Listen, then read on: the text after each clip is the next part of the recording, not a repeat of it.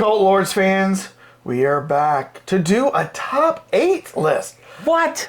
This is Dane. This is JR. And we are The Cult Lords. That's right. Doing an Infinity 8. An Infinity 8. Man, we have not done a top 8 list in a long, long time. And when we started about a year ago, Halloween 2021 was when we launched. We were doing a top 8 every week. And we did that for, I don't know, 10 to 12 weeks or whatever. And then we kind of changed formats, went away from it.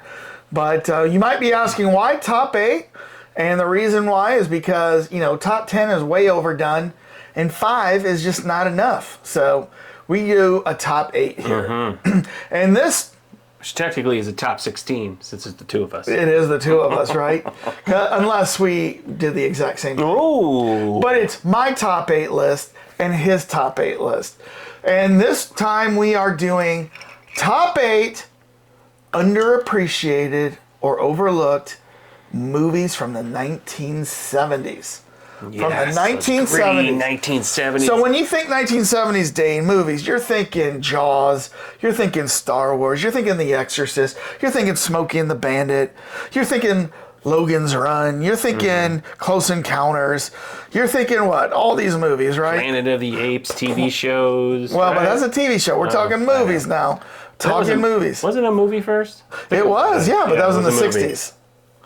That was Charlton Heston in the... Was it 60s? Yeah, like 68 or 69. Okay. So,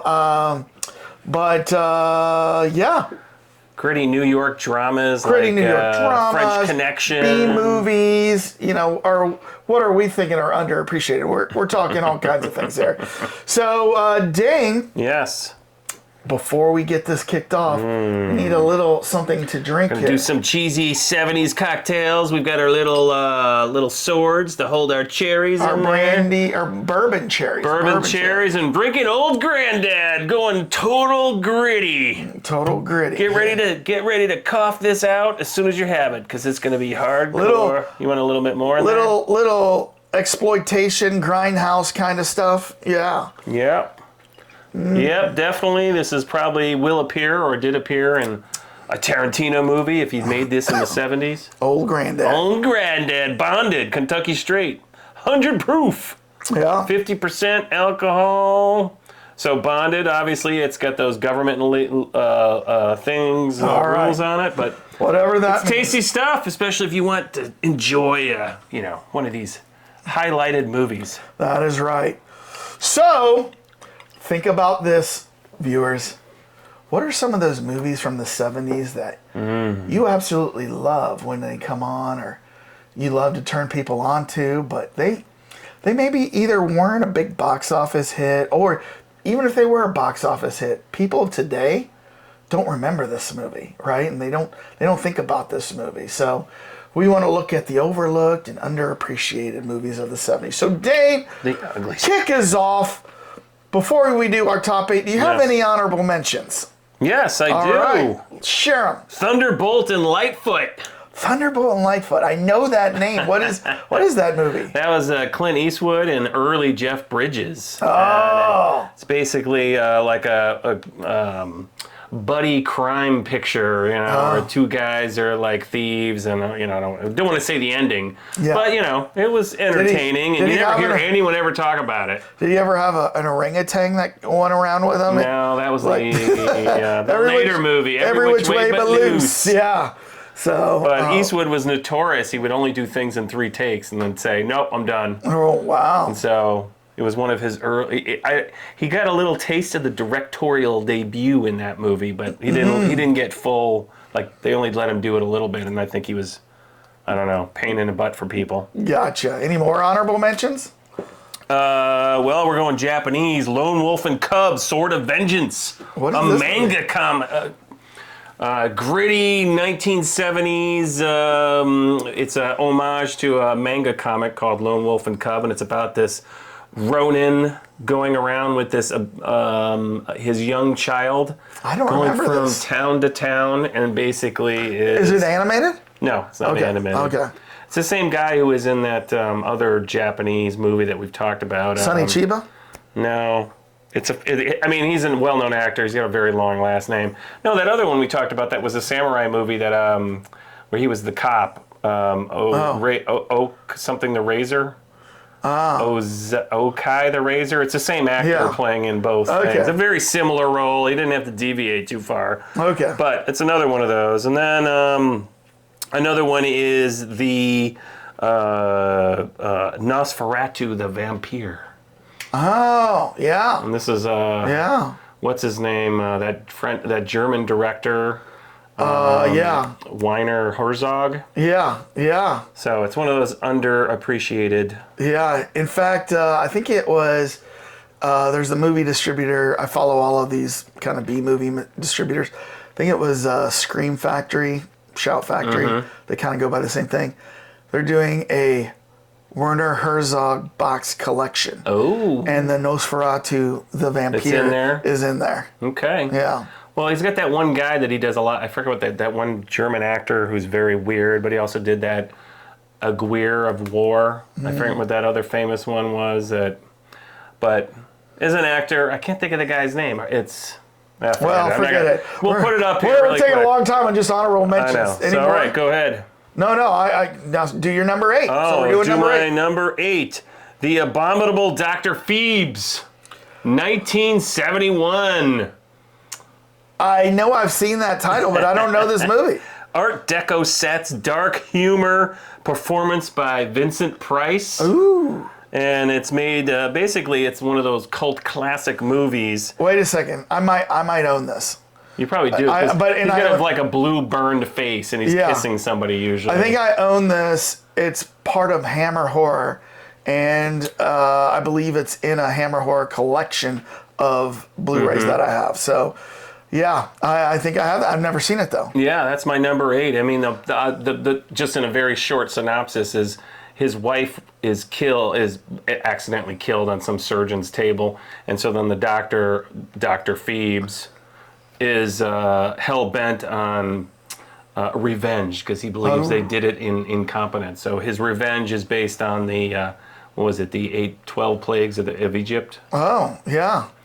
So it's one of those like very, very, because it takes place in the movie in 1925. So interesting. Major Art Deco, a lot of like creepiness, Vincent Price possibly at his best. All right. So that's my number 8. What's your number 8? Well, I'll start off. I have 3 different honorable mentions. First one I'll bring up is Scrooge from 1970. Scrooge. I brought this up. It was in our top 8 Christmas movies of all time. Remember, I told you this is the Albert Finney version, and it's a musical. And I think it was my 5th grade teacher took us on a field trip during the school day to a theater to see Scrooge, right before the holidays. So Scrooge with Albert Finney. The next one is Return to Witch Mountain. Now, remember, there was Escape to Witch Mountain, and then there's Return to Witch Mountain, which was the second one. And it's remember Kim Richards and this Ike Eisenman, these 2 little kids from the 70s. They're very famous from the 70s, but they were like kids from another planet. And they're trying to get back home. Right. And but like Christopher Lee is in this, and he's like an evil guy trying to use them to their powers. Yeah, and get their powers. I'm sure he thought it would be good for him to have the powers, right? Because Probably evil so. people always think they're doing a good job. And then the last honorable mention I have is Airport 77. Do you remember these airport movies? Yeah. So there was Airport, which came out in 1970. Then there was Airport 75, and then there was Airport 77, and then Concord Airport 79. The Concord Airport 79. So what made 77 your highlighted, unappreciated? Because I watched it over and over and over again on HBO. This one also had Christopher Lee in it, and it had Jack Lemmon and then Gil Gerard, who played Buck Rogers. Right. And was he the pilot? I don't remember. The hapless pilot. But you know what? You had all these, and what it is an airplane takes off and then crashes in the ocean, sinks to the bottom, bottom, and it's like one of these big, 777 where it's like three levels, you know what I mean? And it's underwater at the bottom of the ocean. So like the first 2 levels, the air is still there. The bottom level has flooded out, and all the survivors are like trying to figure out how can we get out of this. They'll come looking for us, won't they? Yeah. And after Airport 75, 77, and 79, you would think, and then there's the Poseidon Adventure of the 70s, right, where the ship turned upside down, right, and that had Gene Hackman and Shelley Winters in it, right? Right, and then there's Towering Inferno. Was there multiples? Then there was Earthquake. The 70s, they must have loved their disaster. All their picks. Disaster picks, right? Anything the guy could think of. Yeah, like, wait, what haven't we done? Motorcycle. Yeah. Well, in Earthquake, there was a big thing where a motorcycle was going like on one of those loop-de-loops things at a carnival, and just as he's at the top of that loop-de-loop, the earthquake hits and he like falls out of it and like dies. Of course. Yeah. I thought you were going to tell me he was on a highway and it dropped out. It was like, no. So those are just my honorable mentions. Yes. But let's get to my number 8. The Deep. Do you know The Deep? This is from 1977. Peter Benchley out. Peter Benchley, who wrote Jaws, who wrote The Island. He also wrote The Deep. Mm-hmm. He must have liked his nautical things. It's got also what's her name? It's The Fetching. Jacqueline Bisset. Nick Nolte and Louis Gossett Jr. Oh yeah, that's right, Nick Nolte. And it's like really early Nick Nolte. Well, yeah, it was. He's very young. And what they were is they were treasure hunters off the coast of Bermuda, and they were looking for these like Spanish galleons, and there's like treasure and stuff. Yeah. But then they come across this World War II shipwreck, and in that there was all these little vials of morphine in them. So word kind of gets out, and Louis Gossett Jr. is like the gangster on Bermuda. So he like goes and like kind of like puts the gun to their head and says, "You're going to take me out to that shipwreck because I want all that morphine because I can resell that." Meanwhile, Jacqueline Bisset's in a bikini the entire movie. Pretty much. And what I remember about it is there were sharks in it. There's like a shark attack, and then a big moray eel attack in it. Chops off a guy's head. Right. I was gonna say, wasn't there some like really like jump scares? Yeah, because it was like when they would go into the shipwreck, there was this hole where the moray eel lived, and like earlier when they were in there, they noticed that the eel came out and grabbed like a fish, right? So then like when they were fighting somebody underneath the water, they knew that the hole was there, so they took the guy's head and put it up there, and the moray eel comes and you just see blood everywhere. And then there was a very vivid memory where they kidnapped Jacqueline Bisset, and they had a voodoo priestess come, that's and right. she took these chicken claws on her belly with blood, and I'm only 7 years old, and I like remember. And plus, you're watching this on regular TV, right? I'm watching it at the theater. Oh, that's right. I forgot. Yeah. How old? I'm like 7 years old. What do you know the year for that movie? 1977. 77? Yeah. Wow. So my parents took me out. It's a wonder how come you're not more scarred. Yeah, I know. So that's my number 8. Number 7, Date. Number 7, The Yakuza.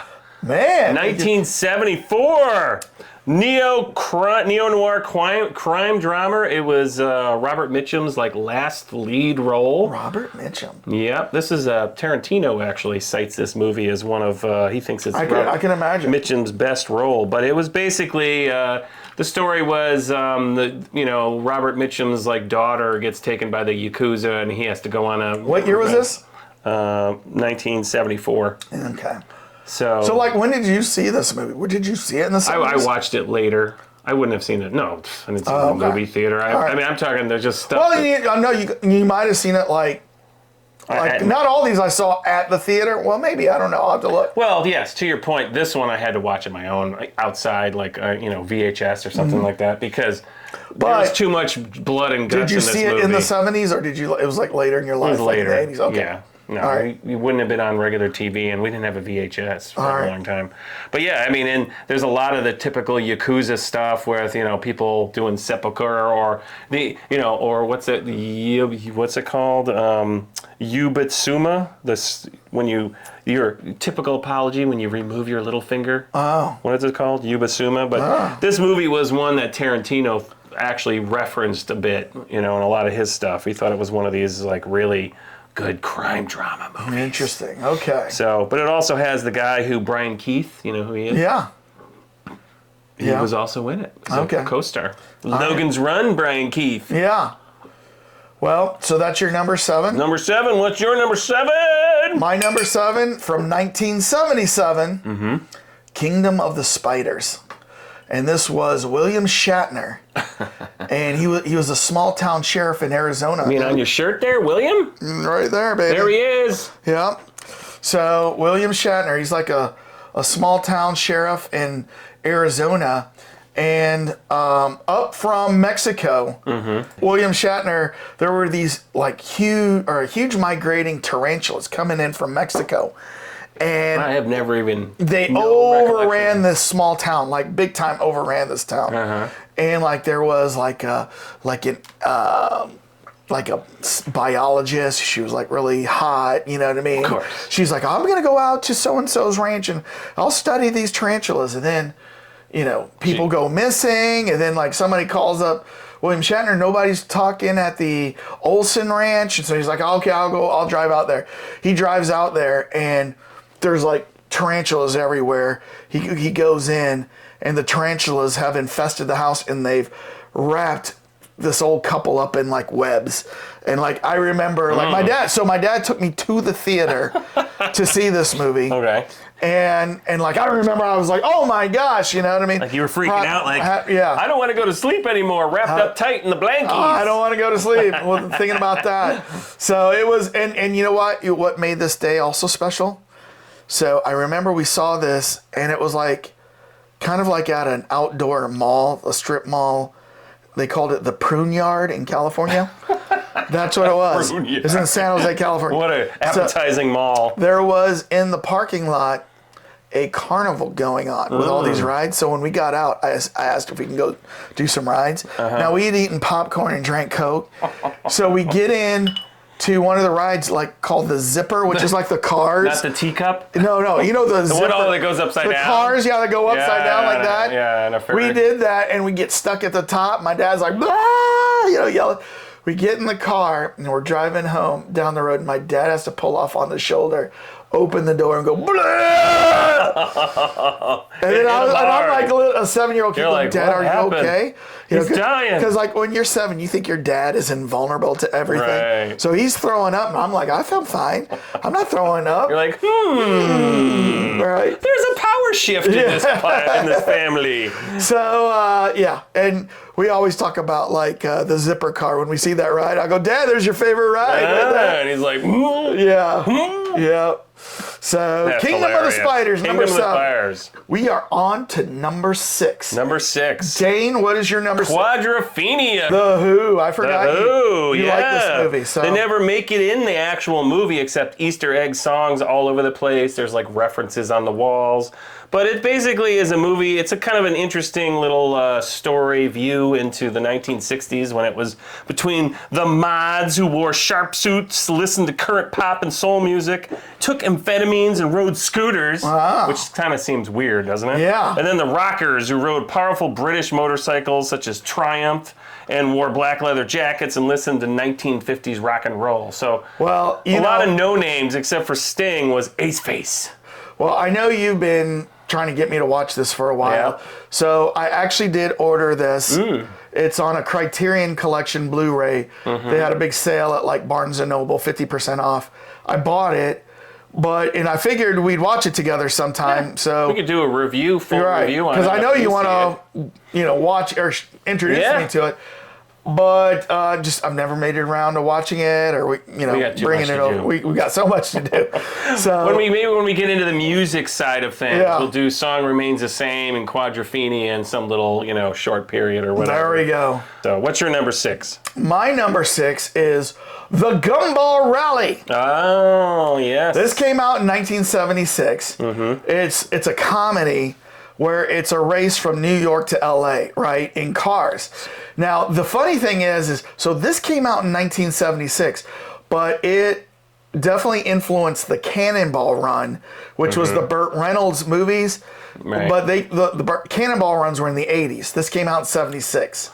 So now this had Raul Julia. I forgot about it. And Gary Busey was in this, believe it or not. But they were kind of the crazy guys. They were the eccentric guys. What was interesting was the teams had names, and it was the team of the car. So like Gary Busey was Team Camaro. Okay. Raul Julia was Team Ferrari. There was Team Porsche, Team Mercedes, Team Corvette, Team Rolls Royce, and Team Kawasaki.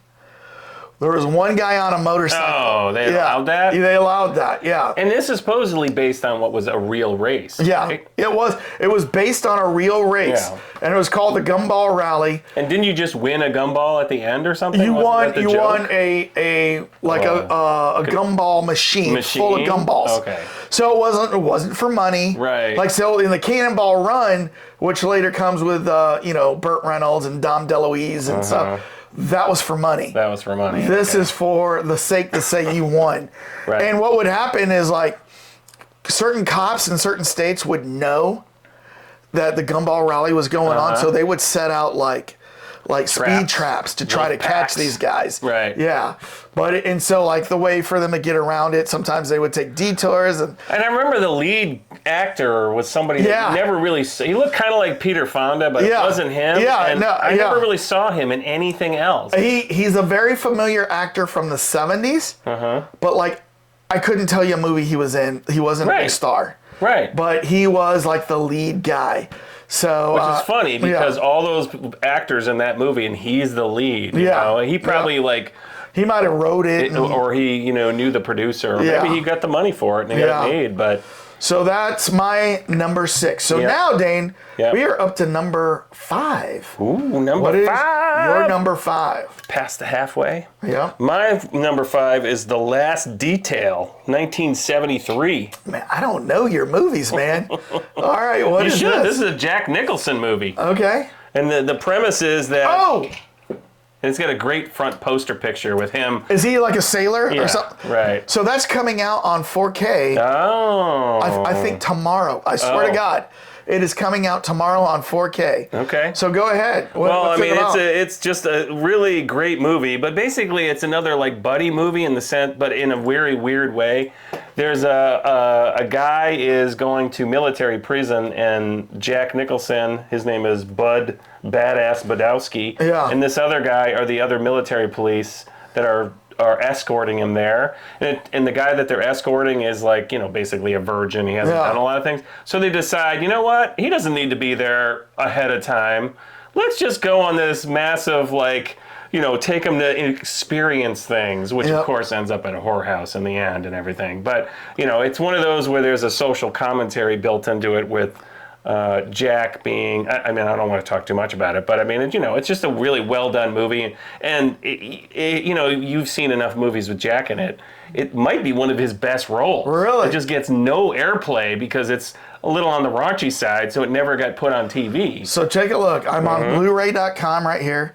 Yeah. These are release dates. October 25th. That's tomorrow, just to let you know. Nope is coming out. Look at this. Last Detail on 4K. The year... Your favorite year, right? 1973. Oh, actually, no, wait. That's not your birth year. That's my wife's birth year. No. Yeah, I'm 70. But yeah, and that's funny that you said that because I haven't seen this movie. I don't know anything about it. But I knew it was coming out tomorrow on Blu-ray. You got it. I always loved the poster. Yeah. Just because it's him, in his most kind of snide way. And no shirt on with a cigar. No shirt on with a cigar and a big hat on. And you're just like... I need to see that movie. Yeah. But it gets no airplay. No one ever talks about it or anything. So what's your number 5? Numero 5. So now, I said that most of these could be B movies or overlooked movies. This is interesting because this movie was actually a big summer blockbuster. But the reason why I call it over or underlooked and underrated is because nobody today talks about this movie at all. And most... kids that people in their 20s, 30s don't even know about this movie. Oh yeah. And that is I'm waiting. King Kong 1976 with Jeff Bridges and Jessica Lange. Here could be a reason why people don't know about this King Kong. Because I haven't seen that movie since probably 1982 or something. So listen to this. It had never been on Blu-ray. ever, until they released it just this year, like probably around March of 2022. Shout Factory put it out, and what was cool was they restored it, fully restored it. Yeah. And I got like this limited edition where I've got the poster of King Kong 1977. Oh. It's like a mini poster, like about a third of the size of these posters. So you can't do too much of that. Yeah. But anyways... put it up around your bed. Yeah. But anyways, this King Kong, I saw this in the theater, and it literally gave me nightmares of thinking of like King Kong. Oh, because they made the things, the natives really, really spooky, right? No, it was more the animatronics and like, and they made this big hand, remember, that would hold Jessica Lange. Oh, yeah. And by the way, when you watch King Kong, it says introducing Jessica Lange. That was her first movie. Oh, is it her first movie? That was her very first movie. And so it was a great movie. But in the new Blu-ray release, when they, back in the 70s, a movie would be in the theater 6-7 months, right? Mm-hmm.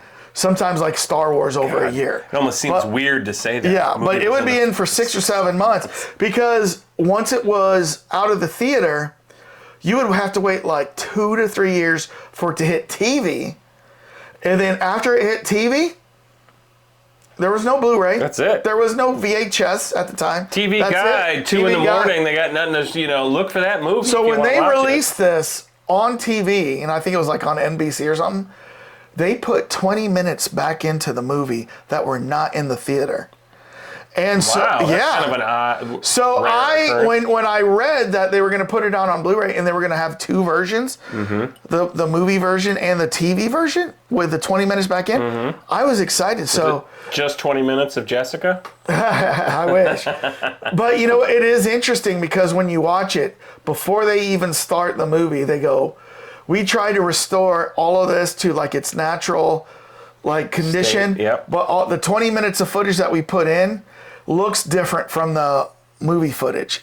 And it was a little bit lighter and grainier, and you could tell when they were in TV footage. But it wasn't like a lot of like throwaway scenes that they just put back in. didn't preserve the film itself they properly. Didn't preserve it, the film. But they probably thought, just like all mistakes that happen between us. Yeah. They probably thought, let's just leave it that way. Yeah. And then people know, obviously, which part we put in or which sound effect we put in on purpose.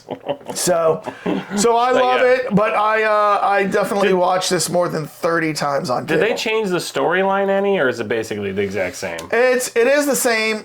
There was an extra scene in there where King Kong fights another kind of like monster on the island. Because if you remember in the movie, he fights a giant python. Right?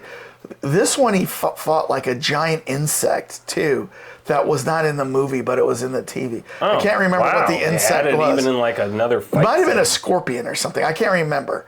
But I did watch it earlier this year. Yeah. Huh. Okay. So, yeah. Yeah, I have not seen that one. I remember about it. People always think of the old 30s King Kong, and then they think about the new Peter Jackson's King Kong, and they don't think about this King Kong. Right. So... In the Peter Jackson, well, there's 2, isn't there? Yeah. Or actually, didn't 2 King Kongs come out very short amount of time? Then another King Kong came out, and it had Jack Black? Adrian Brody in it. Yeah. No, Jack Black's in the Peter Jackson one. Adrian Brody and Samuel L. Jackson are on Kong Skull Island. And then the newer one is Kong Fights Godzilla. So, Right. So people think of those King Kongs. They don't think about 76 King Kongs. I agree. So. But you know what? Go back and look at all your comic books from 76. I guarantee the back pages of your comic books has the ad for King Kong on the back. Better put that up. Yeah. So. All right. Cool. All right. What are we on? Oh, we are on Numero 4. Quattro? Yeah. Mine is The Gambler. Kenny Rogers? Is that Kenny Rogers? No. Oh, then what is The Gambler? Well, the new Gambler, the one with Marky Mark that came out, that's actually a remake. Okay. The original one was with James Caan in 1974. Oh. Same exact premise, pretty much, but James Caan is probably his best role. Yeah. Really? Yep. Okay. Yeah. I thought you were going to say Thief. I was going to say Thief, but it's not in the 70s. Oh. That one was 82. Okay. But although I will say that it feels like a 70s movie. When you watch Thief, you're like, I wonder if they filmed it in the 70s. It's close. It's close. But you got James Caan, Paul Sorvino. Yeah. Lauren. He must have been young back Lauren Hutton. Burt Young. Vic Tayback. I mean, all these guys. Vic Tayback. He's Mel from, right? From Alice. Oh, yeah. So, but it's, in a summary, it's basically there was like a professor who had a huge gambling problem and, mixed in with, I think Lauren Hutton is the prostitute. Right. So, I mean, I don't want to go into the story just because I don't want to reveal anything, but it's a great movie. Like I said, it's one of his best movies, and you never hear anyone talking about it. So, what's yours? Number 4. Number 4. I saw this in the theater. 1978, The Lord of the Rings. Oh, the cartoon? And I'm not talking Peter Jackson's Lord of the Rings. We're talking the cartoon, The Lord of the Rings. And Dane... I didn't know that actually came out in the theaters, because I only saw it in grade school. Teachers actually had the film and was playing it. So, listen to this. The same teacher that took us to go see... That's right. Scrooge. She took us to go see this Lord of the Rings. Now, smoke in the back. What she did was, before we saw Lord of the Rings, she read us The Hobbit. And so, like, every day in class, we would spend an hour, and then she would read like a chapter or something out of The Hobbit. So, like, over the course of 2 weeks, she read us The Hobbit, and then she took us to go see The Lord of the Rings in the theater. Right. We had to have permission slip signed. A school bus showed up at like... Your dad wanted to go like too, noon. right? I don't... Probably not. Can I volunteer? Yeah. But you know what's cool about this Lord of the Rings is they did some groundbreaking stuff back at the time. What they did was, when you see the hobbits, and then you see the orcs, and then you see the men, what they did was they actually filmed all live people. Filmed the movie with all live people doing the action, and then they went and they animated over it. So, like, when you see the movements of especially watch the orcs in like the ring race, they look like real people, and because they animated over the real people, and it's really cool. So they did groundbreaking stuff. And but I mean, can you actually see the people, or just you can still see them in the hobbits. When you look at them, they look more animated or whatever. But they did animate over actors too. But when you look at the orcs and the ring race, and even the men sometimes in the battles, it looks very different than just normal animation. I'm gonna have to watch that. Yeah. So here's the bad thing about this, and this is why it sucks. I bet you a lot of people today have never seen this Lord of the Rings because it is never been put out on Blu-ray. It was put out, it's out of print on DVD and has been for like 20 years. If you go look on eBay to get copies, you're gonna have to pay like $100 for a copy. So, you just don't see it like on streaming. And so, like, I have not seen this for a long, long time. Right. And I want to own it on Blu-ray, but we need them to put it out on Blu-ray so we can buy it. So, but that's why a lot of people just don't know about this Lord of the Rings. Maybe they're trying to figure out some way to make it better. I don't know. But needs to be released. It needs physical media. So, all right. So that was number 4. Right. What is your number 3? Number 3, Daughters of Darkness.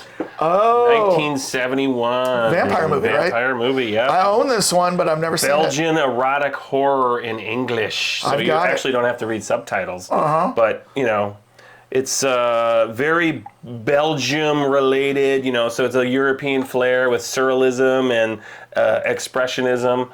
But it's the vampire is actually a female in this particular one. And they're going back to I forget what her exact name is. It's like the Countess Carbonassa or something like that. Yeah. And they're making references to supposedly this woman, like, I don't know, in the 1400s, she would kill like virgin women and then bathe in their blood, and then she supposedly used that, whatever she gained from that to live for a really long time and look young. And so, but this one is much more of a commentary on like married life and running into people. But the whole thing is shot kind of like The Shining. Kubrick, I wouldn't be surprised if he actually took something from this, because It's in it's somewhere in, I forget it's in Belgium, but it's the off season at some resort. Mm-hmm. So it's only like this couple that are coming from Britain that have just they're on their honeymoon, and then the countess, and then her, lesbian sidekick vampire who's her protege.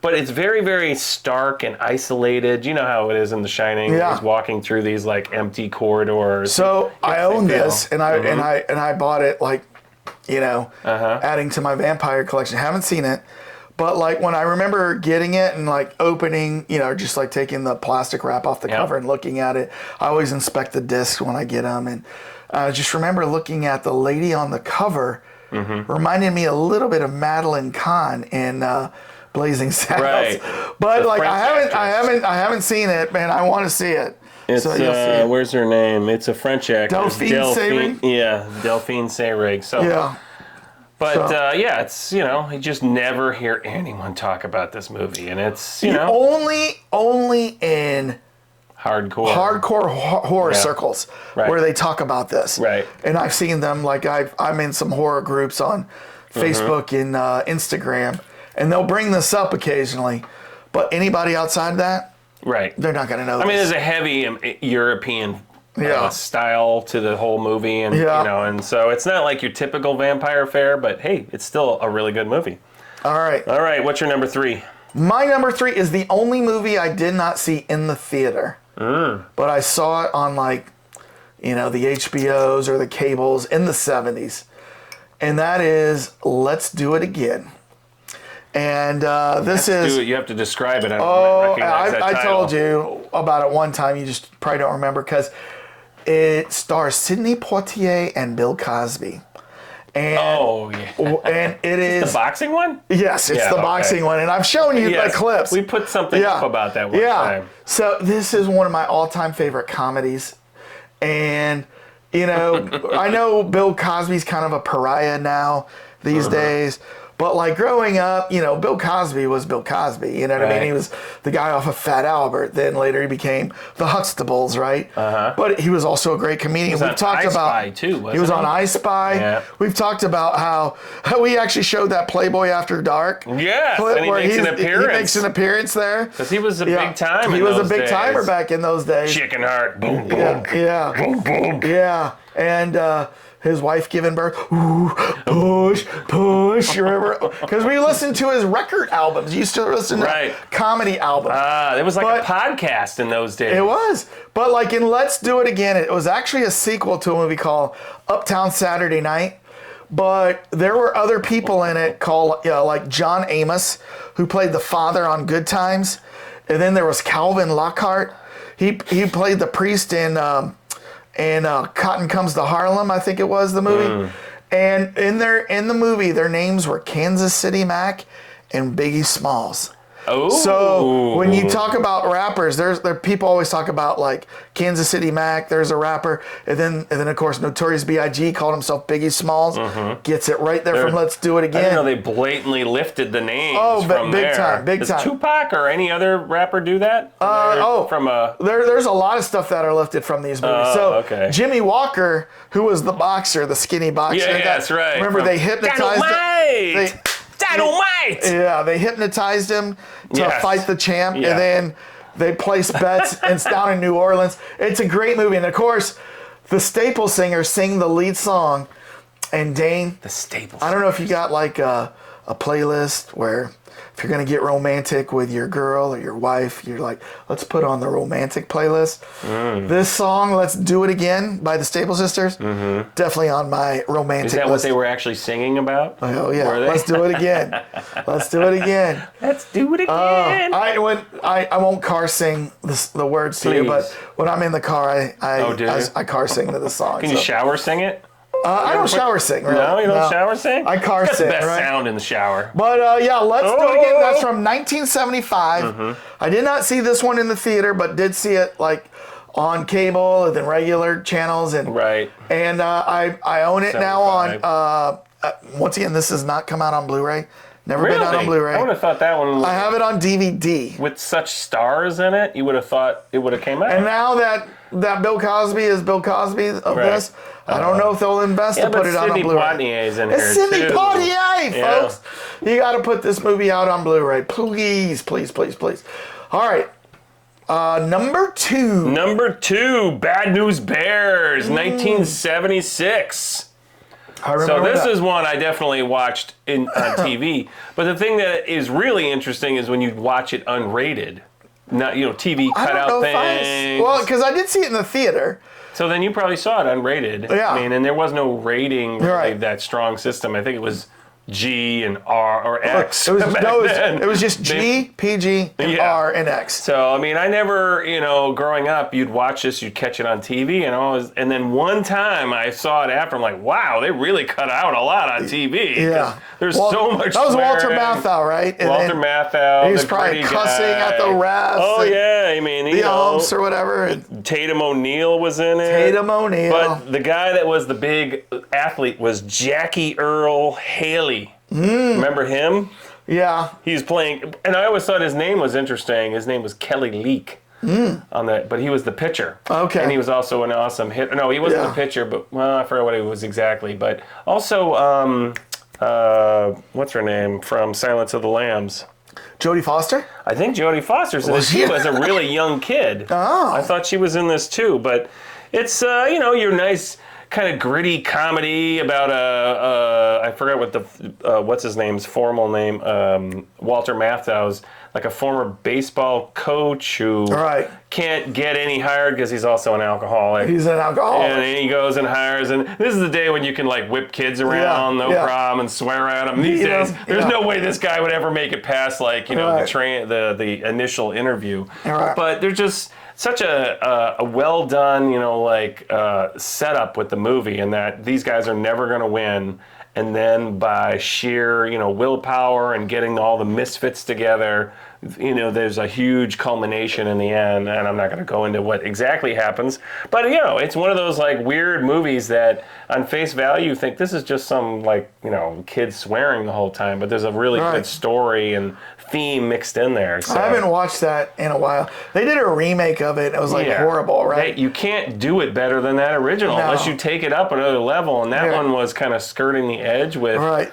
And supposedly Tatum O'Neal actually got end money, profit out of that. So some huge amount, which at the time for a back end. Yeah, she got a huge amount of back end, more than Walter Matt. Really? Oh yeah, because she was really big at that particular moment, and it just hit at the right time. But I always loved that movie. Whenever it came on, I tried to catch it as a kid. I have not watched that in a while, but I do have it on Blu-ray, so I need to check that out sometime. Yep. So what's your number 2? My number 2, Bugsy Malone.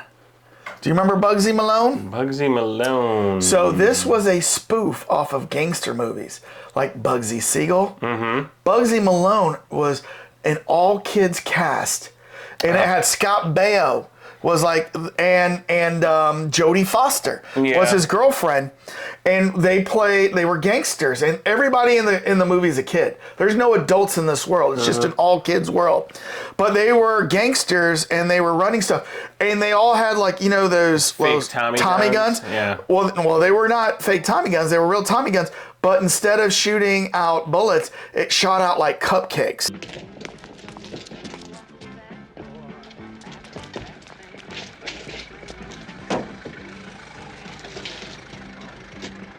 Okay, fellas, this is our moment. Keep a cool head and keep those fingers pumping. Because remember, it's history you'll be writing. They say in the poem, Fat Sam played trombone, but it's your home sweet home. Plans are made here. Okay, everybody, freeze. Okay, you guys, let him have it.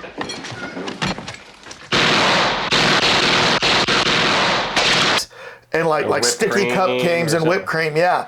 Yeah. And so when they would, God, I completely forgot about that. When they would shoot down people, and they would be all cupcaked. They'd be they'd be laying on the ground you got shot, right? Right. You know what I mean? They were dead. They were dead, basically. Dead. They were effectively just get sprayed dead with icing. So, but it's a musical, so there was musical numbers that went through this, and I remember my mom taking me. This is 1976, so I was either 6 or I was 5. I probably saw it in like that, 2 years around that time when it got released. Yeah. So I remember seeing it, and it was like, this was the Shrek of the day. Because when I say Shrek of the day, I remember my mom taking me. My dad didn't go. And we walked in, and there was almost like no dads there. It was all moms and their kids, like taking the kids all to see it. And so all the kids got the popcorn, and all the moms so are your there. dad thought it wasn't that like serious for his movie education. I guess not. So but it's like a spoof of gangster movies, and it's really funny. And the kids talk like adults and stuff. Right. And so it's really interesting. And I actually recently, I don't know what channel it was on. It was like IFC or something like that, or something. The Deep Cuts Criterion Collection. Deep Cuts movie channel was playing it, and I was flipping through channels, and I came across it, and I watched like 20 minutes of it, and I was like, oh my gosh. It's kind of dated a little bit, but it's good. So Bugsy Malone. I completely forgot about that movie. All right, dude, we're at number 1. Number 1. Number 1. We are at number 1 finally. Dane, what is your number 1? Let me whip open some JR beer. Oh yeah, that's from the 70s right there. Yeah. All right. What is your favorite, most underrated, overlooked movie from the 70s? Deliverance. 1972. Is that overlooked? Because I mean, to me, that's a seminal moment for the 70s. I don't know. Well, but you're right. But I bet you a lot of people in their 20s and 30s don't know this movie. Yeah, I mean, when I saw this movie, I remember thinking, God, Burt Reynolds really got a raw deal with his acting. Kind of, talent. He was awesome. He was an amazing actor. And I'm like, man, this is a guy that. He had a choice when he came out of this movie. Either I'm going to go kooky comic guy or I'm going to go serious. And unfortunately made kind of the wrong choice there because it was like, what? Why couldn't he? He could have played a lot more serious roles. I don't know if you know this. There's an interview with him where he said he was offered James Bond. And he said, I can't be James Bond. James Bond is British, and I have I would not have a British accent. Well, at least he was realistic. Yeah, right? He's like, I can't do it. So, but yeah, he was a great actor. He was serious the whole movie. He was no. You talk about raw deal. Ned Beatty got the raw deal. Squeal.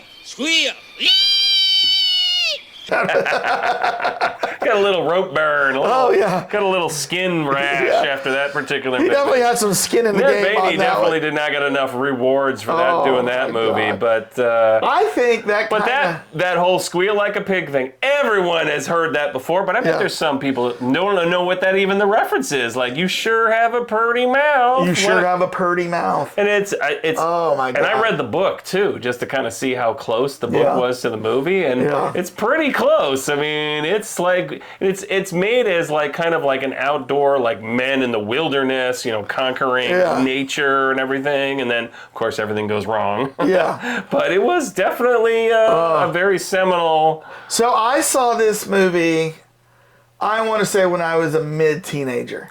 So I didn't see this in the 70s, but I saw it like uncut. Well, I don't know if I saw it uncut, but because I know I've seen it uncut since then. Mm-hmm. Because I've definitely watched it on like an HBO or something like that. I remember late at night this coming on, and I'm like, I haven't watched it since I was young. I'm gonna watch this again. But like, from everything from, the rednecks raping him, and then, they got smashed. The redhead, ugly stepchild kid. Yeah. And then they're going down the river, and they hit the rocks, and Burt Reynolds' bone sticking out of his leg. You remember that? Right. And the bow. I mean, he's out there doing full-on bow. Yeah. I mean, it's basically a hunter's movie. Oh, it was a great movie. I'm kind of surprised no one's attempted to redo that movie, because it's definitely feasible. But it is, but there's some things you just can't remake. Yeah. Well, the thing that was really magical about that movie is it looks like they're full-on doing the rapids. The camera work is amazing. There's all the stones that going on. And the guy, and I can't think of his name. John Voight? The other guy in that movie? Was that John Voight that played John the banjo? Voight. No. No. That guy I thought was like in Steve Austin. Which guy? The guy who played the banjo, or the guitar. Billy Redden is his name, as Lonnie the banjo boy. Well, no. The guy. So what happened was, one of the four guys played a guitar. So he's with a guitar. John Voight, Burt Reynolds, Ned Beatty, and Ronnie Cox. Maybe that's who you're talking Ronnie about. Cox. Yeah. See, if I want to say that guy was like in Steve Austin, but Ronnie Cox did an interview where he said I don't know where they went to film this. It was but it was out in the sticks, and he said the locals were scary. Yeah. And he said they sometimes did fear for their life with the local. I mean, that's one thing that you forget about America. I mean, we are all pretty much city folk, and that's pretty much the big point of that movie is 4 city guys are thrust into the backwater of America. You know who this Ronnie Cox is? Yeah. He's the lieutenant in Beverly Hills Cop. Oh, yeah. Remember yeah. the overall boss? Yeah. Yep. But but yeah, I mean, and that's the premise of that movie is that you go down south, backwater, and there are people who have never left the area. Well, you're more from the south. Obviously. Well, I am from the Ozarks of Missouri, town of 7,000, and I mean, I just went back to my high school reunion, and there are people, I swear it to you, that have never left the state of Missouri. Right. Maybe they've gone to Arkansas, maybe they've gone to Oklahoma, but if you say have you been to Florida? Have you been to California? Have you been to New York? Have you been to, No, never been. Never been to Las Vegas. Never been to Phoenix. You know what I mean? Just never been the area. So, yeah. So, yeah, there's so much localized and the funny thing about it is it also sheds a light on, how America was 200 years ago. I mean, people just moved into an area. And they never left. Right. They never, because a lot of times it's the terrain. Yeah. I mean, they just couldn't get out of, if I got to walk over this mountain, that's like a 3-day ride. I'm not leaving. Is it in Appalachia that they're at? Yeah. That's where it is, yeah. It's So, not down south, it's in Appalachia. So. Well, it's the tail end of it. Doesn't all Appalachians go really, really goes down to Tennessee, south? yeah. I thought it doesn't go down a little bit farther, but yeah. I don't know. But yeah, that's it's definitely interesting how that movie, if you really watch it, and the thing is, I think it really is a touchstone on the male persona, because these guys go in there, so there's a bit of a commentary, especially in the book, about men conquering the wilderness, and we're gonna get in there, and suddenly they're turned into the tables are turned on them, and their masculinity gets called into question, and Yeah, I can see that. So, all right, what's your number one? My number one is The Golden Voyage of Sinbad. So I probably have never actually seen the entire movie, but I know what you're talking about. So first of all, there's 3 Sinbads, okay? There's one from 70, and that was the 7 Voyages of Sinbad or something like that. Okay. Then 73 is The Golden Voyage of Sinbad. And then 76 is Sinbad and the Eye of the Tiger.